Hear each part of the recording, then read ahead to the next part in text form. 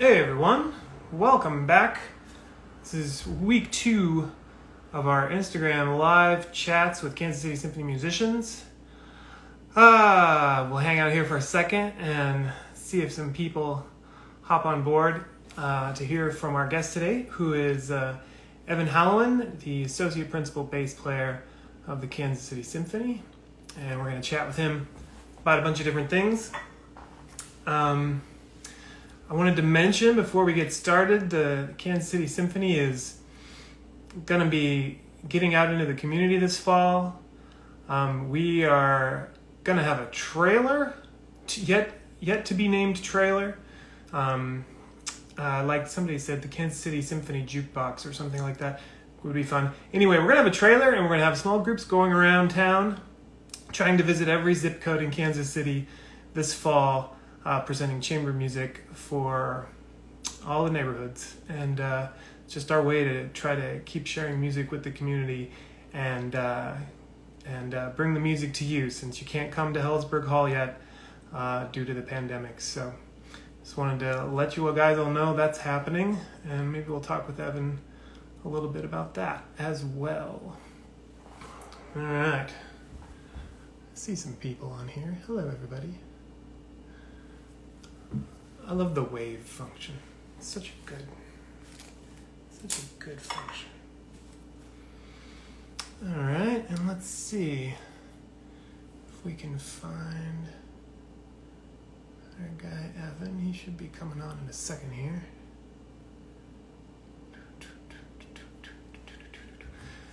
Also, feel free, if you're out there, if you've got questions for Evan about the bass or about life as an orchestral musician, or about life in Kansas City, or about coffee, or about whatever else.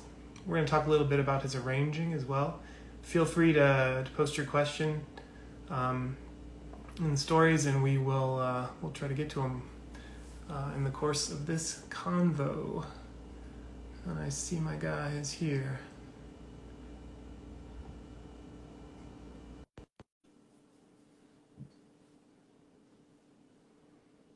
Life. Yeah. Why not? Let's talk about it. Evan! Hey, John, how are you? Good. How are you doing? Good. Excellent. Yeah. Turn my volume up a little bit so I can hear you good. All right. So, welcome. You're our second Instagram Live guest. Okay. We're gonna try to get through the entire orchestra in the course of this year. We'll see how it goes. Yeah, I think you can do it. You think it's doable? If anyone can do it, you can. Oh, I appreciate that. Sucking up already, and we just got started. What was I going to add? Oh, do you think should this thing have a name, or this little chat feature? I was like, coffee chat is always cute, but nobody drinks coffee at 7 at night. You know what I mean? Yeah. A nice generic name is good. Just conversations with symphony musicians, something like that. Sure. The Not Too Late Show with. I don't know. We'll work on it. Working titles. So, Evan, you've been with the Kansas City Symphony since 2012. Yep, that's right. Is that right? Mm-hmm. And you were named associate principal in 2016. Mm-hmm. Tell me a little bit. I love talking about auditions. Tell me a little bit about what it's like to sort of you're already in the orchestra and you're kind of re-auditioning for a titled chair in the orchestra. What is that experience like? I kind of did it twice actually, because initially I was there was an audition. I was the runner-up, which meant no job. But then a couple years later, somebody took a sabbatical. They needed one year contract for someone. They needed someone to fill in for 1 year. So they asked me. And during that year, that was 2012, there was an audition. And so then, I was already playing with the orchestra on a temporary contract, but was able to get the permanent spot. And then later, again, auditioned for the associate principal spot. So, there's, on the one hand, it's like, it's really nice to be able to audition in a concert hall that you're familiar with. You know the acoustics, the practice rooms. You can sleep in your own bed at home, and there's like all these things that you have a lot more control over that you don't when you're like flying to a strange city. So that's helpful. And also I think, I think sometimes before you get a job, you kind of like, you have this picture in your head of like an audition committee being a bunch of like curmudgeonly mean old people who are just like, oh, that note was 5 cents flat. And, next, they cut you right away. And having played there, and I knew, okay, I have a vague idea of who's probably on this committee, and I know that they're all very nice people. They're rooting for everyone to play really well, and that helped a lot. Sort of having, an idea that it's not as scary as you might think it is when you've never been on the other side of the screen, for example. So there's a lot of advantages to that, but there's one big disadvantage, especially the first time when I was on the 1-year contract and I wanted, a permanent spot. And that is that if I didn't win the audition, I literally was going to have to leave town. Yeah. And not immediately, I would have some more months to play, but it's like we moved here and we liked it. And so like there's a bit more at stake when you want to, keep that job. Right. And same thing with the associate chairs. Like it was something I really wanted. And so that can be good pressure or it can be bad pressure depending on like how you deal with it. And so, luckily I had good days when those auditions happened and things worked out, pretty well for me. That's good. Yeah. Somebody asked on there, what's a strange city? And I think what you meant by strange city is just a new city. When we take auditions, you're often traveling to a city you've never been to before. Yeah. And so everything is unfamiliar and you can get confused with, transit situations and where you are in town and going to a concert hall you've never visited. Right. Unfamiliar is a better word. Unfamiliar is a better word. Strange and unfamiliar is what we're talking about. So let's talk about playing the bass. Okay. And I'm interested in share with us anything you find interesting. But I'm interested in a couple things. One is I sit right next to the bass section in the orchestra, so I get to sort of watch you guys in action at close range. And what I find that never really, I don't know why it didn't occur to me, but it never really occurred to me the way it does now, is that playing the bass is an incredibly physical undertaking. At least it seems to be, just because of the sheer size, the size of the strings, the size of the bow. And I noticed too, like when I watch all of you guys in the section, everyone kind of has a different way of getting around people. You have to, because your body is behind the instrument and you have to. Yeah. You only have one body, right? So you have to find a way to make it.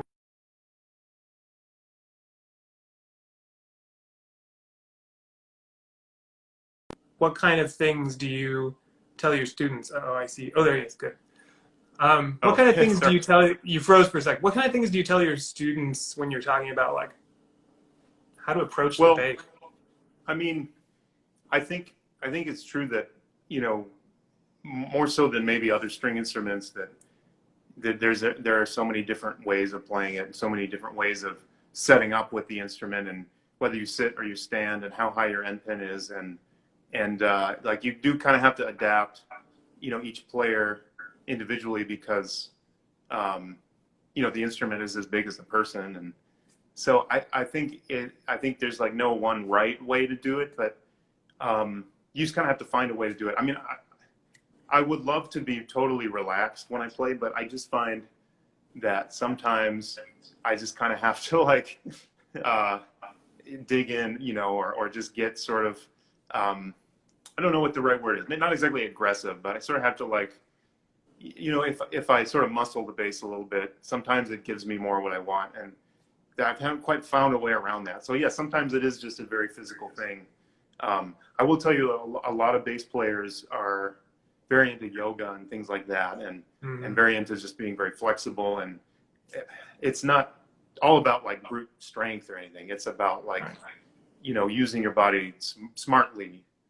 And yeah, every player looks different, and yeah, the strings are so thick, and it just takes a little more strength. You know, the flip side of that is compared to, say, violin or cello, we don't have to play nearly as many notes. Sure. So I do think every instrument is equally difficult, just because of, like, if it's a faster thing, they'll write more notes for you, and it all kind of evens out in the end. But like a bass player actually has sometimes you have to travel. Like I mean, I know it's probably proper technique that you want as little motion and as much relaxation as you can, but right, there's just it's so far to go, you know. Yeah, and yeah, so like if I want to shift up a major third, that's about this far. Yeah. On a violin, that's like 2 octaves, you know. And they don't do that. They don't shift 2 octaves on a regular basis, but like we're doing that all the time. They do it, I mean, but like if I want to play a scale, I have to shift all over the place. Right. And same thing with the bow. I mean, if I want to move from one string to the other, I'm kind of doing this just to get around, you know, the lowest strings to the highest strings. So there's something kind of nice about playing an instrument where you almost have to like move around and stay kind of loose. You're not sort of stuck in one spot, but it can be tiring. Yeah, sure. Somebody told me this once. I notice in rehearsals sometimes, not always, but sometimes, bass players kind of play in between. Like when the orchestra stops, you hear bass players kind of like playing notes and stuff. It's kind of a thing. And somebody told me that actually that the reason that happens is because a lot of times you can't actually hear yourselves like while the orchestra is playing. So you're like checking, like, am I actually in tune because of the frequency of the instrument? Is that true, would you say? Yeah, that's totally true. I mean, part of it is that we're not the most disciplined bass section in the world, but part of it is that like I'm surprised to learn that everyone else can kind of hear what they're doing, because I can't hear anything I'm doing unless I'm playing a wrong note or I'm playing too loud when it's supposed to be soft.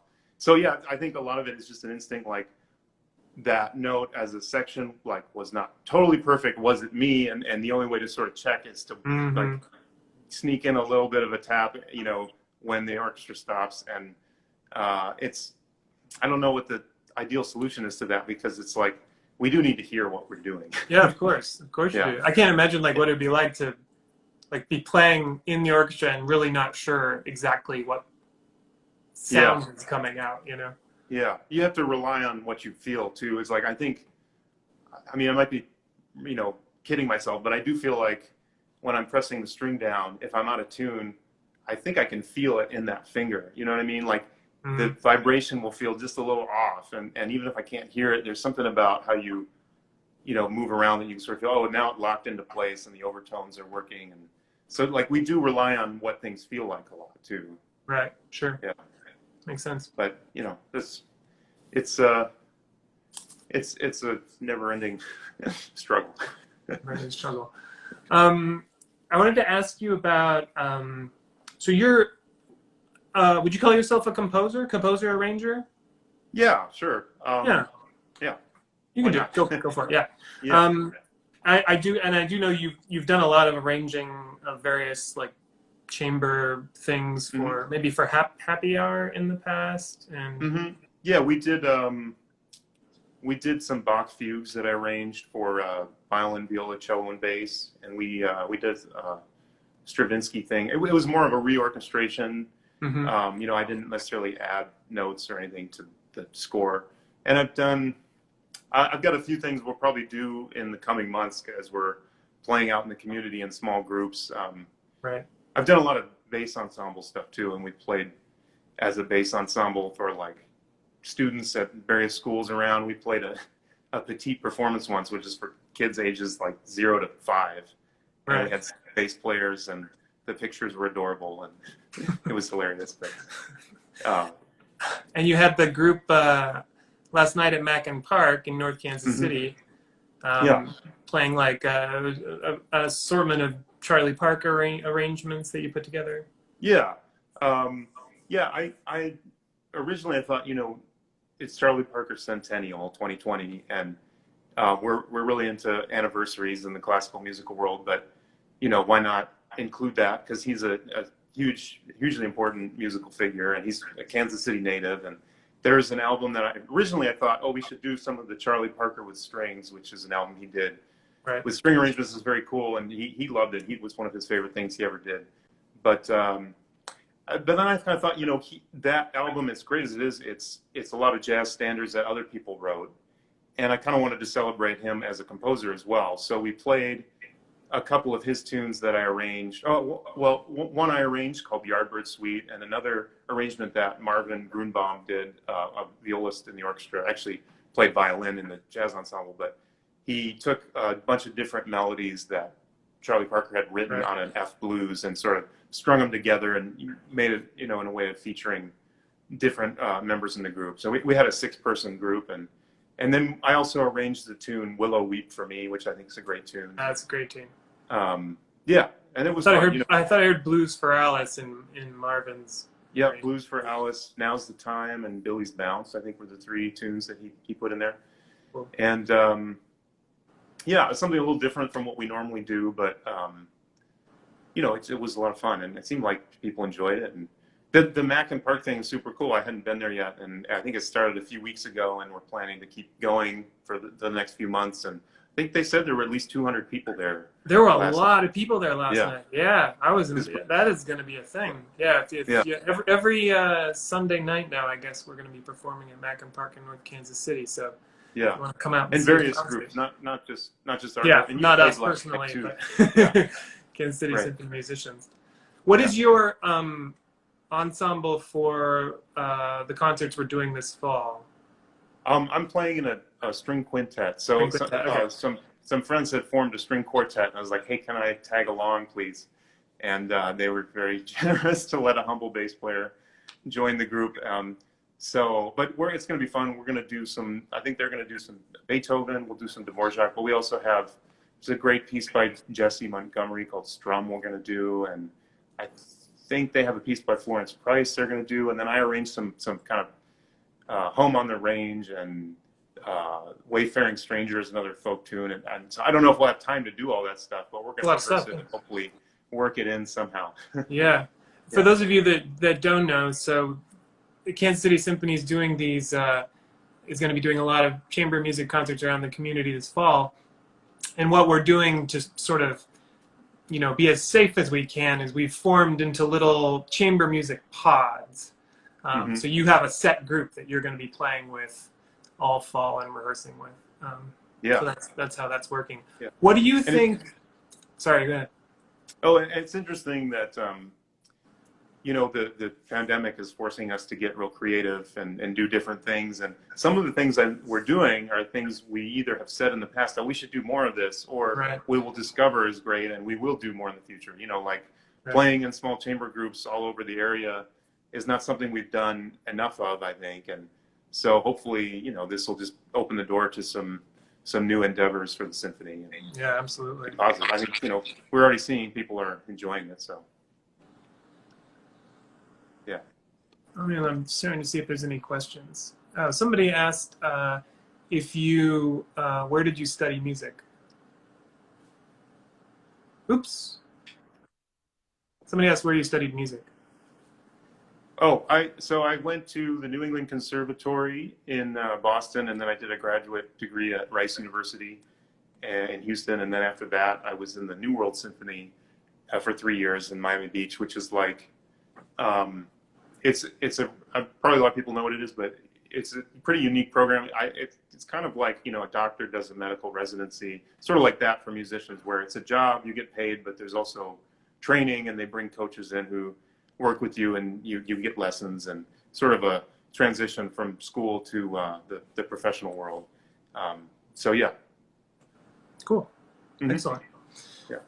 And there's something like 20 or 25 New World fellows, alumni in the Kansas City Symphony, which is, a pretty high number. I think it's the most of any orchestra in the country. And that's sort of, I'm not sure exactly how that happened, but that's nice, Yeah, that is nice. Yeah. Well, speaking of where you went to school, are you ready for a little trivia, Evan? Sure, let's do it. All right, let's do this. we're trying to get this trivia thing happening every week. We'll see how it goes. So I have 3 categories for you, and I've seen Evan in action on trivia night. He's actually very good. Not to build you up too much here. Okay. I want to set the bar too high. So categories are because you did go to school at Rice. Mm-hmm. First category is famous owls. Okay. Rice famous then, Rice alumni or famous like cartoon No, owls? just famous owls. And then second category, I know you're a big jazz fan, and of course Charlie Parker is a Kansas City native. So we're calling the second category Charles in Charge, which will be, the questions will be about famous Charleses, basically. Okay.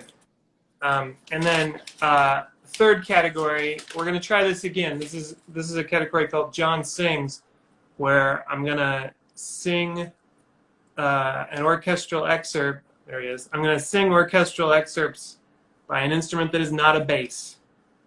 And your job is to identify what it is. Okay. I feel like you'll do well, but I mean, I don't know. We'll see how it goes. All right. Yeah. The thing I was saying earlier about not being able to hear the bass, it means I can hear everyone else. So I think I'm pretty suited for that. We'll see that. There you go. We'll find out. All right. So would you like to choose a category? What's your first choice? First category is fine. Yeah, owls. All right. Famous owls. Question number 1. We have played this owl's theme on stage at Hellsbrook Hall many, many times. Hedwig. Hedwig is correct. Hedwig's theme from the Harry Potter movies. Everyone knows it well. That is correct. Question number 2. Let's see which one of these. I think these owl questions are kind of hard, but who knows? Let's see. Okay. He might not be looking for hidden treasure, but this owl from Mr. Rodgers still marks the spot. Oh. And the answer is in the clue. Yeah. It's like X something. X? Yeah, it's X. It's X? Okay. I never would have gotten that. That is correct. Yeah. X the owl from Mr. Rodgers. X the owl, okay. We all knew what he looked like, but I never would have come up with X. Very good. Well done. Yeah. All right, third question in famous owls. This is a cartoon owl named for an ancient mathematician, and he also taught King Arthur his ABCs. Archimedes. Archimedes, man, nice job. Well, Archimedes from Sword in the Stone. Yeah, right. Oh, that was 3 out of 3. That was impressive. All right, category 2, Charles in Charge. Sure, let's do that. All right, Charles in Charge. Here we go. Let's see. Oh yes. A car accident fractured this musician's spine at age 16 and led to a life addicted to painkillers and opioids.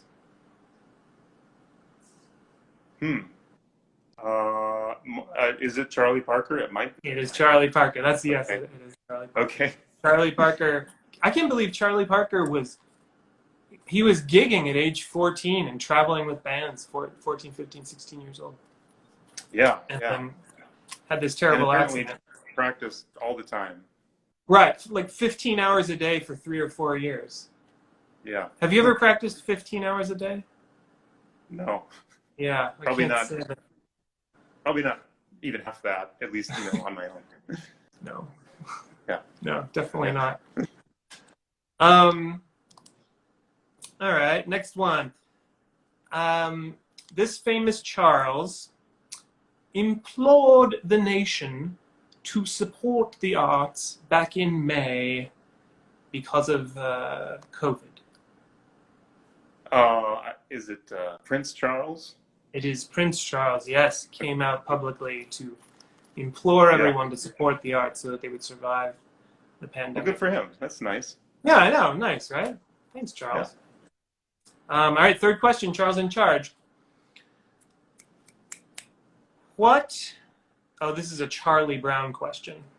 What Christmas carol does Linus play for Lucy in Charlie Brown Christmas? And for bonus, what classical piece does she interrupt when she requests it? He plays, let's see. They do O Tenenbaum in that movie a lot. Is it Oh, O they Tenenbaum? do. They do. It's not O Tenenbaum, though. Oh, okay. Just the two of them. And at one point, he does the one finger angry piano thing. I'm guessing the piece she interrupts is like a Beethoven sonata. Yeah. Pathetique, or I don't know. It's One of them. For Elise is what she interrupts. For Elise, okay. And then he plays Jingle Bells. She keeps asking him to play Jingle Bells, and he plays it in like 5 different styles, and she's not happy with any of them. All right. Go back and watch that. Last category. I'm going to sing you an orchestral excerpt. You tell me what it is and what the instrument. Piece and instrument if possible. Here we go. All right. Do my best. Dum dugga dugga dugga dugga dugga dugga da da da da da da da da. Well, that's a bass excerpt, but everyone plays it, right? Cello and viola and bassoon. Cello plays it too. Yeah, that's the easy one at first. Yeah. Yeah. What is it? Cello. Yeah, but what's the piece? Oh, Beethoven 5, the trio from the third movement. There you go, nailed it. All right, next one. Da da da ba ba bee da ba ba ba da da da da da ba ba ba ba da da dum ba ba ba da da dum ba ba ba da da da da. Have you got it? Yeah, it's the Bartok Concerto for Orchestra. That's the bassoons in the. Is that the second movement or the third movement? I think so. Yeah. Yeah, the duo movement. Don't quote me. Get in trouble on that one. Yeah. All right, 2 for 2. Last one. Bum bum beedum beedum bum bum beedum beedum. Nice. That's an E-flat clarinet in Rite of Spring, right? Yes, it is E-flat clarinet in Rite of Spring. All right. Very, very good. I try to always throw a clarinet one in there. It's kind of required. Yeah. Nice. You did very well on that. I think you only missed one question. Yeah. All right. We'll close. We got a couple minutes left. Do you have anything else you want to add? I got a few rapid fire questions I can ask you as we close. Sure, let's do that. Yeah. All right, let's do it. Just a few questions for you. Okay. You said you like to read a lot, mostly novels. What's the most recent novel you have read that you would describe as a great novel?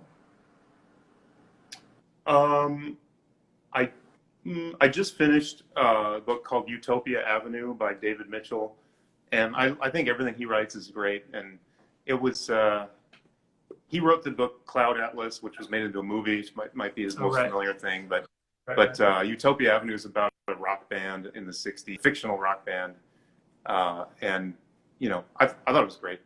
It just came out. Okay, great. Yeah. You're a Green Bay Packer fan, Aaron Rodgers or Brett Favre? Aaron Rodgers.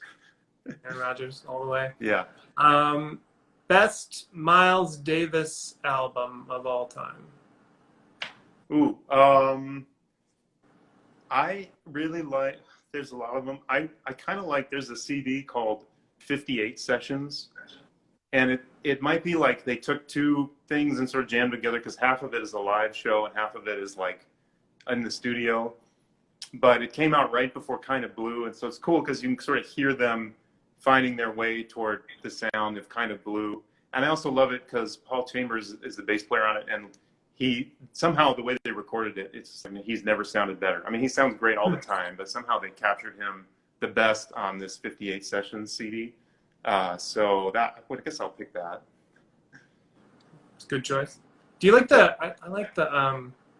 Is it My Funny Valentine? The live like. Oh yeah. Yeah, double that's great album. too. Amazing album. From like 1964 or something. 60s, yes, yeah, something. Or maybe later. Instrument you would play if it wasn't the bass? Probably a cello. I mean, love the cello. Ha! Maybe clarinet though. I love the bass clarinet Really? especially. Bass clarinet is Yeah, great. of course. I like clarinet. Yeah. All right. Yeah. Cool. No, but I guess maybe that's a cello just because it Cello. looks like, you know, it's not as painful to play as the bass. And it's close to home, and you would have a lot more melodies and things like that. Yeah. Yeah, right. Cool. I was able to sit on a committee for a cello audition once, and I thought, oh, I'll know all these excerpts. It's all the same excerpts. But it turns out they have a lot better excerpts. So it was all like the great melodies that they get to play that we don't get to play. So Right. yeah. Made you a little envious. Yeah, I was like, oh, okay. Yeah. Cool. Well, Evan, thanks so much for joining us here on the Instagram. Thanks everyone for listening. I'm just gonna wave at a bunch of people, and we'll do it again next week. Thanks so much. Appreciate it. Thank you. Great to be here. Yeah. I love talking about music or whatever, and I hope people stay tuned to our social media to see where we're playing in the fall, because it's going to be a lot of good stuff happening all over the place. So yeah, definitely keep an eye out for Evan's group out there in your neighborhood this fall. It's going to be a lot of fun. All right. All right. Thanks, John. Thanks, Evan. Thanks, everyone. Thanks, Bye. everyone.